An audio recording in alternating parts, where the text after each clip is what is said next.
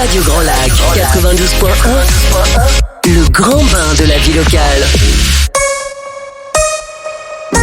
Vous entendez les murmures du lac? Histoire, immobilier, culture, Romain a plein de choses à vous dévoiler. Bonjour à tous, ravi de vous retrouver pour cette première émission de l'année des Murmures du Lac sur l'antenne de Radio Grand Lac. D'abord, tous mes voeux à tous les Aixois, les Chambériens et plus particulièrement à la Grand Lac, Grand Chambéry. Tous mes voeux de bonheur pour cette nouvelle année, la santé avant tout, dans un contexte toujours un petit peu particulier en ce début d'année. Cette première émission, on va s'écarter un petit peu du sujet de prédilection des Murmures du Lac. On reçoit aujourd'hui Pascal Drouet, directeur général de l'APUI, les papillons blancs sur le bassin aixois. Bonjour Pascal, merci d'être parmi nous aujourd'hui. Bonjour, merci de m'accueillir à la radio. C'est un plaisir, on a déjà maintenant un peu plus d'un an, on a échangé quelques fois. Ça m'a permis de vous rencontrer, de découvrir cette association que je connaissais pas. C'est vrai que c'est pas un milieu qui m'est trop familier, et puis j'ai appris à m'y intéresser, et c'est un petit peu le pourquoi de l'invitation aujourd'hui, pour mettre en lumière cette association, organisation. Alors vous allez nous expliquer un petit peu en quoi ça consiste dans les minutes qui viennent. Donc pour commencer, est-ce que vous pouvez nous présenter justement un petit peu comment qualifier un petit peu cet asso, et un petit historique un petit peu de la chose. Alors, l'historique de l'association est un peu le même que dans d'autres associations parentales créées dans les années 60. Donc l'APUI des Papillons Blancs d'Aix-les-Bains et son territoire, j'insiste sur ce point, a été fondée le 20 avril 1960 à l'initiative de parents d'enfants en situation de handicap. Et puis au fil des années, elle a continué à grandir, donc d'abord en s'occupant des enfants, puis ces enfants grandissant répondent à leurs besoins de travail, de logement, d'accompagnement en journée quand c'était nécessaire, et quand les gens n'accédaient pas au travail. Et donc c'est un combat de famille, de parents, et du coup de professionnels aussi à leur côté, pour aujourd'hui avoir une association qui compte 244 salariés équivalents temps plein, alors ça c'est dans notre jargon, mais à peu près 300 salariés physiques au niveau de l'APUI. Donc c'est essentiellement sur Aix-les-Bains, au niveau des établissements, Grésy-sur-Aix, mais on intervient sur un territoire jusqu'à l'avant-pays savoyard en fonction des situations, notamment avec le CESAD, avec ça ressemble à une grosse PME quand même, parce que là 300 personnes à plein temps, ça commence à faire du monde. C'est oui, ça nous occupe bien, mais bon, il faut avouer qu'aussi on a des salariés qui sont extrêmement investis. Donc comme dans toute organisation, donc on est aussi confronté à tout ce qui est logique de droit du travail. L'APUI, bien sûr, il y a des gens extrêmement motivés qui y viennent, et la question du sens est importante. On a beaucoup parlé ces derniers temps avec le Ségur, des problèmes des difficultés liées à ce travail, des difficultés salariales, de reconnaissance. Mais il n'empêche que on fait un beau métier qui a du sens et qui mobilise la grande majorité de tous nos salariés sur ses propres missions d'accompagner des personnes, donc des enfants de partir de 5 ans sur la partie IME jusqu'aux personnes vieillissantes, 72, 75 ans. Et puis très bientôt de la toute petite enfance, puisqu'on en parlera un peu plus tard, mais on va ouvrir une micro-crèche inclusive a priori en septembre. Voilà. Alors, si on devait résumer en une phrase pour que le message passe clairement, la mission première de cet asso, c'est faciliter l'inclusion et le travail des personnes en situation de handicap. Donc c'est vrai que ça résume un petit peu la situation générale et la mission première. Quelque chose d'un peu peut-être classique pour vous, mais c'est vrai que pour moi, ce qui m'avait aussi peut-être alerté, c'était la notion de handicap. Finalement, c'est un mot qu'on connaît tous, mais qu'on peut définir peut-être pas forcément de la meilleure des manières. Est-ce que vous qui avez qui baignez dans ce milieu, quelle serait finalement votre définition un petit peu du handicap en général? Alors ma définition importe peu. Je dirais toute personne qui à un moment de sa vie peut être en difficulté. Nous, on a une caractéristique, c'est qu'on accompagne des personnes déficientes intellectuelles. C'est l'histoire de l'association, mais aussi maintenant des personnes avec TSA, ce qu'on appelle du trouble du spectre de l'autisme, du handicap psychique, des gens qui peuvent avoir un traumatisme crânien, mais souvent c'est associé à une déficience intellectuelle quand même. Bien que les derniers services qu'on a ouverts, notamment en 2019-2020, l'habitat inclusif, là, on a affaire à des personnes qui sont autistes, diagnostiquées, mais qui n'ont pas de problème de déficience. Donc, le spectre est assez large. Après, il y a une définition officielle du handicap qui a été rappelée dans la loi de 2005, qui donc constitue un handicap au sens de la présente loi, toute limitation d'activité ou restriction de participation à la vie sociale subie dans son environnement par une personne en raison d'une altération substantielle, durable ou définitive d'une ou plusieurs fonctions physiques, sensorielles, mentales, cognitives ou psychiques d'un polyhandicap ou d'un trouble de santé invalidant. Vous voyez que le spectre est large et on peut être rapidement dans une situation de handicap, n'est-ce pas Romain ? Qu'un accident de la vie peut vite nous arriver et on comprend rapidement la nécessité des services que peuvent rendre les pouvoirs publics aussi, parce que on est aussi, nous, en mission de service public quelque part. Tout à fait. Alors, je rebondis sur la perche. Effectivement, c'était pas l'objet du propos, mais m'est arrivé un accident assez important cet été. Et voilà, j'ai toujours été en bonne santé, toujours pas eu de maladie, etc. Et c'est vrai que j'ai découvert un monde. J'étais en fauteuil pendant quelques semaines, en béquille pendant des mois. Enfin voilà, c'était un parcours un peu chaotique. Et là, ça va mieux, ça va beaucoup mieux. Et c'est vrai que j'ai rencontré beaucoup de gens bienveillants. Vraiment, c'est un monde que j'ai découvert qui m'a frappé. C'est incroyable à quel point on peut faire notre vie et passer à côté de ces choses-là. Donc c'est vrai que ça m'a fortement sensibilisé. Je me suis commencé à m'intéresser à ces sujets-là. Et ce qui m'avait vraiment séduit, pas besoin d'être séduit, c'est maladroit ce que je dis, mais ce qui m'avait interpellé justement sur cette API, c'est le fait effectivement d'inclure les gens, que les gens soient moteurs de leur vie, qui participent, qui travaillent, et de les accompagner. Finalement, c'est de donner un cadre, et je pense que c'est finalement le plus important, c'est de se sentir épaulé. J'imagine que vous recevez des familles qui sont peut-être un peu désemparées, qui ont un nouveau-né ou un diagnostic peut-être à 3 ans, 4 ans, 10 ans, et voilà, leur vie s'effondre, et finalement, il faut qu'ils aient un soutien. Il faut qu'ils aient un soutien, et puis il faut qu'ils envisagent un avenir pour leurs enfants, et je pense que c'est quelque chose de primordial. Et une dernière petite chose, ça m'est resté aussi, on avait échangé il y a quelques semaines. Vous avez pris un exemple aussi sur cette définition de handicap je sais plus si c'était un petit garçon ou une petite fille qui était, qu'on aurait pu qualifier, moi je l'aurais qualifié peut-être de surdoué ou en avance, et finalement, elle était, elle avait sauté quelques classes, et finalement, on pouvait qualifier, c'est un peu à contre-courant, mais utiliser le mot handicap justement parce qu'elle était finalement pas dans un milieu adapté, et elle se retrouvait avec des difficultés qui sont pas forcément des difficultés d'un enfant de 5 ans d'être dans un milieu de plus âgé, quoi. Oui, effectivement, alors, le handicap, il y a la déficience, il y a toute l'invalidité, mais il y a aussi les difficultés. Alors, c'est quelques exemples dont on avait parlé de cet enfant qui se retrouve en CE1 à l'âge de 6 ans, qui est complètement décalé socialement. Donc, en fait, on peut être rapidement en difficulté sociale.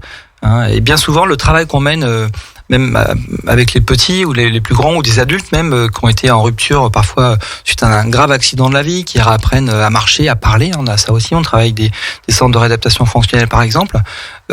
Faut réapprendre une forme de vie sociale. Et ça, c'est difficile. Et c'est aussi à l'environnement et à la société civile de s'adapter. Et ça, c'est compliqué quand on est en entreprise ou dans une organisation sportive, de s'occuper davantage de telle ou telle personne. Alors sur le moment, ça peut avoir un côté sympa, etc. Mais quand le quotidien prend le dessus, c'est parfois difficile. Et on doit être là aussi, nous, pour accompagner. Vous parliez des familles, mais les personnes. Oui, il y a souvent des familles en grande détresse. Alors, moi, j'ai banni de mon vocabulaire le fait de pouvoir les comprendre. On ne les comprend pas. On peut simplement être à l'écoute des situations, à l'écoute de ce qu'elles vous disent, et encore, elles vous disent pas tout, parce que c'est parfois un combat d'une vie entière, et avec une inquiétude extrêmement forte. Et là, on va aborder un sujet qui est le vieillissement des personnes en situation de handicap, qui est de dire, après moi, qui va s'occuper de mon enfant? Parce que ça reste toujours un enfant. On a beau avoir 90 ans et un enfant de 60 ans, 65 ans ou 70 ans, ça reste son enfant, et quand il est démuni, déficient, c'est souvent des peurs qui les animent et qu'on peut difficilement comprendre puisqu'on n'est pas à leur place, quoi. En revanche, on peut les accompagner et faire de notre mieux pour soulager, trouver un chemin, trouver des solutions au travers de ce qu'on produit nous au sein de notre association, mais avec nos partenaires localement, du logement, de l'emploi, voilà. Alors si on pouvait un petit peu expliquer un petit peu quels sont justement vos différents pôles de services, quels sont les grands thèmes au sein de l'association. Sur quoi votre attention est portée finalement au quotidien à travers ces différents services? Alors, ça rejoint l'ADN de cette association. Créée, donc je parlais en 1960, c'était par rapport aux besoins des enfants qui étaient en situation de handicap, et petit à petit on a grossi pour arriver à cette taille-là, 18 millions d'euros de budget annuel, donc en partie financé par l'État et le département, et une partie commerciale, c'est nos activités. Mais aujourd'hui c'est organisé en pôles, hein, donc on a 4 pôles qui consistent au pôle de Grésy-sur-Aix, le Femmes Foyer de Vie, hein, c'est un pôle accompagnement renforcé, hein, donc on est sur la commune de Grésy-sur-Aix. On a un pôle habitat, un pôle hébergement et vie sociale qui est plutôt basé sur les bureaux sur Aix-les-Bains, avec des foyers d'hébergement, des appartements de soutien et un service d'aide à la vie sociale avec l'habitat inclusif dont on parlait tout à l'heure pour les personnes autistes. Ensuite, ça c'est le deuxième pôle. Le troisième, c'est le secteur enfant, le pôle enfance, hein, avec un IME sur le Haut-de-Marlioz, qui a dans son périmètre aussi un CESAD. C'est un service qui accompagne plutôt des familles, des enfants à domicile ou qui travaillent avec les équipes des écoles. On a depuis quelques mois une EMAS, une équipe mobile d'appui à la scolarité, hein, on bosse avec l'éducation nationale. Et puis, que je n'oublie pas, oui, on a un internat enfant aussi, bien sûr, et avec un service qu'on a ouvert l'année dernière, un internat week-end pour des enfants dont les situations sont encore plus difficiles que les enfants qu'on accueille en semaine. Donc, voilà, ça c'est pour le pôle enfance. Donc, accompagnement renforcé, pôle hébergement à vie sociale, le secteur enfant. Et on a un pôle travail adapté, qui consiste qui réunit 2 entreprises adaptées, un ESAT et donc et une blanchisserie. Enfin, il y a pas mal d'activités à caractère commercial sur ce pôle, des services communs, hein, qui font aussi de l'entretien des locaux. On a une blanchisserie, donc je disais, et des activités à caractère commercial qui vont du conditionnement aux espaces verts. C'est extrêmement varié. Donc voilà, et puis un siège social en l'occurrence, qui est basé tout ça sur les Combaruches. Alors vous l'avez mentionné également, le niveau d'intervention se fait finalement de l'enfance, adolescence, les personnes âgées. Vous le mentionnez, donc une nouveauté sur une micro-crèche. Donc c'est une manière à balayer finalement aussi toutes les tranches d'âge. Alors j'imagine qu'au sein de vos employés, de vos bénévoles, etc., vous avez aussi des gens peut-être spécialisés à chaque niveau d'intervention. Ah oui. Là, le siècle des Lumières c'est terminé, je pense. On a bien compris. On a besoin de s'entourer de compétences et puis des gens qui vont développer des appétences en fonction de leur capacité aussi. On n'est parfois pas à l'aise avec le vieillissement, plus à l'aise avec le secteur enfant. Enfin, voilà, chacun y trouve son compte. En revanche, on s'appuie nous que sur des professionnels et des bénévoles qui au sein de l'action de l'association. Par exemple, sur les opérations brioche, là, c'est nos bénévoles, les parents beaucoup extrêmement mobilisés pour aller collecter des fonds. Donc il y a vraiment des actions qui sont concomitantes et complémentaires entre les professionnels d'une part et les bénévoles de l'association. Top. On va faire une petite coupure musicale. Sur la deuxième partie de l'émission, on abordera les sujets plus économiques de l'association, le travail, les partenaires, l'implantation un petit peu locale. On se retrouve dans 2 minutes après cette petite coupure musicale. À tout de suite. À Aix-les-Bains, à Chambéry et bien plus encore, Radio Grand Lac vous accompagne sur le 92.1 FM. Vous entendez les murmures du lac? Histoire, immobilier, culture, Romain a plein de choses à vous dévoiler. De retour sur les ondes, 92.1 Radio Grand Lac, toujours en compagnie de Pascal Drouet, donc directeur général de l'association Les Papillons Blancs. On est reparti pour cette deuxième partie d'émission. La première, l'introduction a été faite. On a eu une image assez précise de ce qu'était l'association, de quels services on pouvait bénéficier au sein de l'asso.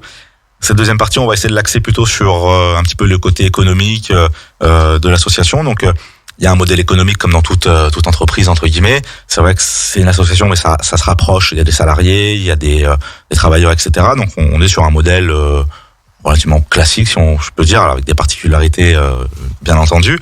Dites-nous un petit peu plus justement sur ce modèle économique. Comment vous fonctionnez? Alors oui, on peut. Alors le terme entreprise, d'abord, c'est pas un gros mot, et je en profite pour saluer aussi toutes les entreprises qui se battent, surtout aujourd'hui avec qui sont impactées par le Covid, plus les problèmes d'appro. Enfin, c'est vraiment des grandes difficultés dans lesquelles les entreprises sont confrontées. Et donc voilà, je salue vraiment leur engagement parce que eux ne bénéficient pas forcément des aides dont on bénéficie. En revanche, nous, le modèle économique repose sur 4 modes de financement. Il y a l'État qui nous finance à hauteur de à peu près 5-7 millions d'euros. Alors pourquoi je dis 5-7 millions d'euros ? Il y a 5 millions d'euros de financement pour la partie ESAT, par exemple, sur les activités ou l'habitat inclusif. Sur la partie aide au poste, c'est-à-dire qu'on a des aides au poste qui correspondent à un complément de rémunération pour les travailleurs handicapés, que ce soit des travailleurs de l'ESAT ou des salariés d'entreprises adaptées. Donc ça, c'est l'État aussi qui verse cette aide au poste. Ensuite, il y a le département, le conseil départemental qui a une très forte action, en Savoie. Et puis, je tiens à saluer aussi la qualité de travail qu'on a avec eux et la facilité de travail avec leurs services. Alors, c'est pas de la flagornerie, c'est simplement puis pour avoir travaillé dans d'autres départements. Moi, on tape toujours sur la tête des gens, des administrations. Et on a affaire à des gens qui sont à l'écoute, qui font avec les moyens qu'ils ont, et ils nous aident énormément. Donc, je tiens vraiment à saluer ça. Donc, sur le département, c'est à peu près 5 millions et demi d'euros. Et puis ensuite, on a tout ce qui est activité à caractère économique et commercial. Là, on est sur 3 500 000 euros de chiffre d'affaires. Et donc, on parlait tout à l'heure de la blanchisserie, mais il y a les activités de production. On travaille énormément avec des entreprises sur du développement de mobilier industriel en profil aluminium, par exemple. Ça, on a vraiment un vrai savoir-faire avec un petit bureau d'études.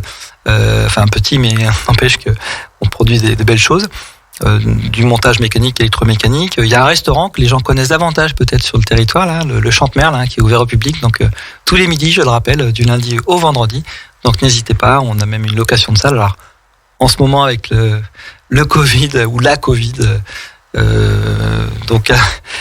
bien sûr c'est compliqué, mais voilà, on a vraiment une forte activité économique. Et avec des entreprises, avec des clients, des particuliers aussi, des organisations, des collectivités locales ou territoriales. Donc, on a un prisme assez large. Donc, en gros, c'est pratiquement 17 millions d'euros de budget. Puis, il y a des cotisations, des adhérents aussi, donc à hauteur de 20 000 euros. Donc, tout est important. Donc, ces modes de financement, tout est important. Et aussi pour financer des projets ou des actions particulières ou pour, par exemple, créer un établissement.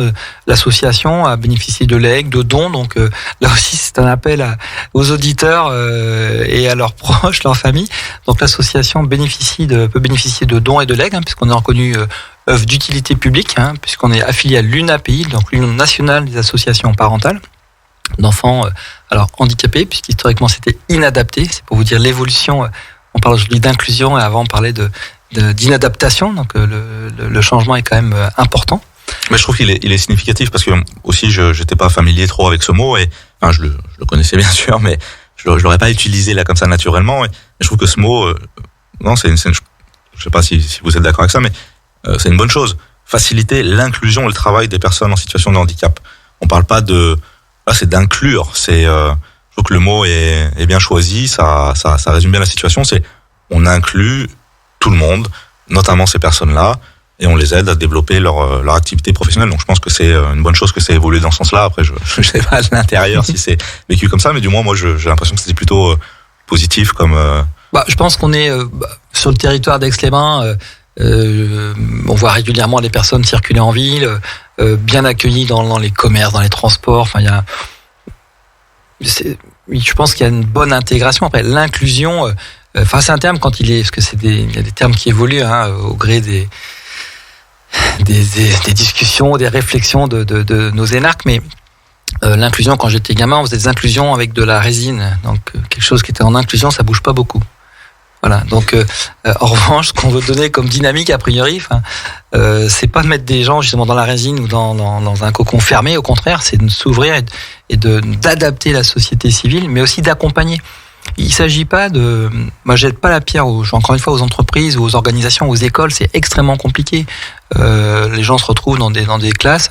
avec des enfants en situation de handicap, pas forcément tous les moyens qui vont avec. Alors si des gens de l'éducation nationale m'écoutent, ils vont peut-être bondir, mais c'est pas grave. C'est aussi une réalité. Alors ils font ce qu'ils peuvent aussi avec les moyens qu'ils ont. Mais c'est pour ça que ces partenariats sont importants. Je parlais de l'EMAS, l'équipe mobile d'appui à la scolarité. Des choses qui se mettent en place et il y a une vraie dynamique partout. Alors il y a des belles réussites, il y a des choses qui sont plus difficiles. Et ben c'est pas grave, faut continuer. Et cette inclusion, en fait, c'est plutôt pour moi vraiment adapter que la vie civile s'adapte aux personnes en situation de handicap, mais qu'elles aussi, elles fassent aussi des efforts. On a beau être en situation de handicap, pas pour autant que on doit attendre que tout arrive. Non, il y a aussi des efforts à produire. Les personnes sont dignes, elles ont des droits, mais elles ont aussi des devoirs. Et donc ça, c'est important aussi de le rappeler. Et je le rappelle régulièrement. Enfin, quand je dirigeais notamment un ESAT ou une entreprise adaptée, c'était de dire le travail doit être fait. On fait pas pleurer dans les chaumières. C'est pas le propos du tout. Si c'est une activité commerciale, on vend des services et de la production. Et donc ça, c'est normal que les gens exigent une qualité de service. Et quand il s'agit de proposer des projets d'accompagnement, d'hébergement, d'accompagnement pour les enfants, d'accéder à la piscine, etc., c'est pareil. Il y a des règles à respecter qui sont... et ça, on est là aussi pour accompagner les enfants ou les adultes. Quand on parlait tout à l'heure de handicap et de l'accès à la vie sociale, c'est aussi les aider à comprendre et à se doter des outils pour pouvoir s'intégrer eux aussi dans la vie civile. Donc, pour complémenter, moi dans mon entreprise, on a eu des stagiaires, des alternants, etc. Donc de toute façon, tout chef d'entreprise saura que la gestion du personnel, c'est son premier problème, qu'il y aura toujours un accompagnement à faire, que tous les lundis seront pas roses, qu'il faut s'occuper des gens, faut les former, faut répéter, faut être derrière, etc. Alors pas pour tout le monde, il y a des gens aussi qui sont moteurs dans chaque entreprise. Il y a des bras droits, il y a des lieutenants. Enfin voilà, il y a des bons ou des moins bons éléments de partout.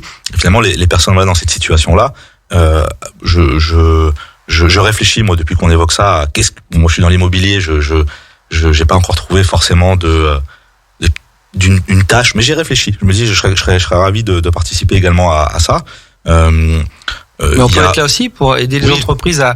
Parfois, on n'a pas idée de ce qu'on est capable de faire. Enfin, là aussi, je vous invite, c'est la radio, mais à venir visiter nos structures. J'en parlais, mais on fait une porte ouverte si la crise sanitaire le permet, le 6 mai.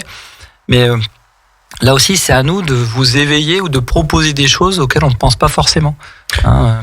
Sachant qu'on allait se voir aujourd'hui, j'en ai parlé à pas mal d'amis, pas mal de confrères, etc. Et j'ai dans mon entourage plusieurs personnes qui m'ont dit mais je connais, je l'ai fait bosser, tout ça. Et j'ai été super surpris parce que je me dis c'est dingue. Des copains à moi que je connais depuis très longtemps, j'avais aucune idée qu'ils connaissaient ça.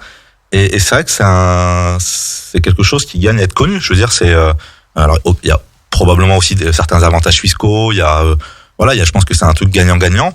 Et chacun peut avoir un intérêt. Effectivement, il faut avoir conscience que il faut avoir, je l'imagine, un minimum de pédagogie et de patience et pas demander tout et n'importe quoi. Mais qu'il y a certainement tout un tas de choses qui sont possibles. Où à la fin, l'issue, vous l'avez dit, c'est une société commerciale. On a quand même une exigence, besoin d'un résultat. On n'est pas là. Sinon, on fait un don. Si j'ai envie de vous donner 2 000 €, je vous donne 2 000 €. Là, c'est pas ça. Vous pouvez. Je prends les chèques, les cartes bancaires, les tickets restants. C'est clair. Alors, on fait pas de la mendicité. Attention. Si quelqu'un nous nous propose un don, nous, il y a des actions qui sont faites. Il y a le Lions Club encore qui nous a soutenus. Là, on a acheté des tablettes numériques. Voilà. Donc, non, mais on n'est pas des. Voilà, mais c'est deux choses différentes. Faire un don, un leg. Venir participer, faire du bénévolat, c'est une chose, mais effectivement faire appel à une entreprise commerciale pour réaliser une tâche, c'est autre chose. C'est quand même deux choses différentes. Et votre chiffre d'affaires, de toute façon, plus de 3 millions d'euros, c'est parlant. Ça veut dire à un moment donné, si ça marchait pas ou si vraiment c'était pas possible, on n'en serait pas là. Donc c'est quand même un signe. On a des partenaires. On parlait des eaux d'Aix-les-Bains, Hermès, avec qui on travaille énormément, même au national. On est devenu pratiquement un plateau logistique pour eux. Sur du cuir, de la découpe de cuir. Rien que pour cette activité, on a investi pratiquement 450 000 €. Donc là aussi, on est capable d'investir avec des entreprises pour les aider à développer une activité de production commerciale. On a une logistique, on a un plateau logistique de 1200 mètres carrés avec une équipe de travailleurs qui ont un permis cariste, qui ont certains des permis de conduire, des petites voitures sans permis qu'on peut voir circuler sur le territoire. Donc on a vraiment ces services-là. C'est une organisation qui peut aussi être ressource pour des entreprises locales qui n'ont pas forcément les ressources d'organisation logistique, technique, on peut les accompagner dans un cheminement, ou s'il y a une commande, là, enfin, des choses qui peuvent ensuite être déclinées. La mairie d'Aix-les-Bains nous a commandé des nichoirs, par exemple, et puis des hôtels à insectes. Et en fait, à partir de ça, on a développé, on en a vendu énormément, et on continue l'activité de nichoirs et des hôtels à insectes. Et du coup, on a la chance d'avoir dans nos effectifs un moniteur qui a travaillé pour la FRAPNA, et donc il a même proposé une fiche technique pour installer un nichoir en fonction du type d'oiseau que vous voulez accueillir. Voilà, donc énormément de choses, des partenariats et du développement. Dernier petit mot, un mot très important, c'était un message important à faire passer aujourd'hui. Vous organisez un job dating, parce que ça aussi c'est quelque chose de frappant. Vous avez besoin à tout niveau de salariés, enfin de travailleurs. Tout à fait. Donc vraiment le message doit, on le passe de manière importante. Donc un job dating, quel format, où, quand, comment? Alors ce sera le 11 février 2022 à partir de 9h, c'est la matinée, donc au Palais des Congrès d'Aix-les-Bains qui est mis à disposition. Je remercie encore une fois la mairie d'Aix qui nous soutient systématiquement. Et donc on recherche des emplois en permanence. Là actuellement, 2 infirmières, des AES, des agents de service intérieur. On a besoin d'un renfort tout de suite là, 25 heures par semaine en blanchisserie, pour quelqu'un qui travaillerait à la calandre. On a beaucoup de travail qui descendent des stations. Et donc nous, l'objectif, c'est de se faire connaître, et puis au travers de cette matinée, collecter des CV. On a besoin de remplaçants régulièrement, de veilleurs de nuit, de chauffeurs. On approche de la fin de l'émission. Ce que je vous propose, pour pas rester non plus, pour donner un petit coup de boost à tout ça, on fera une grosse publication sur les réseaux sociaux. On mettra en avant ce job dating. On invitera tout le monde à le diffuser, à le partager, à vraiment mettre en lumière ce message. Petit mot concernant ma technique, on m'a alerté que le début d'émission avait eu un petit bug. On a censuré mes vœux, vous y croyez, Radio Langlac censure mes vœux. Alors je réitère mes vœux, bonne année à tous. Bonne année Pascal, merci d'être venu. Et merci à vous. On aura plaisir à vous recevoir à nouveau dans l'année pour échanger sur ces sujets. On se rappelle le 11 février, job dating. Quant à nous sur Radio Grand Lac, ce soir, retrouvez Damien et Aurélie pour l'émission Sportez-vous bien. Et quant à nous, on se retrouve dans une quinzaine. Merci à tous, restez sur les ondes, à très bientôt, bonne semaine.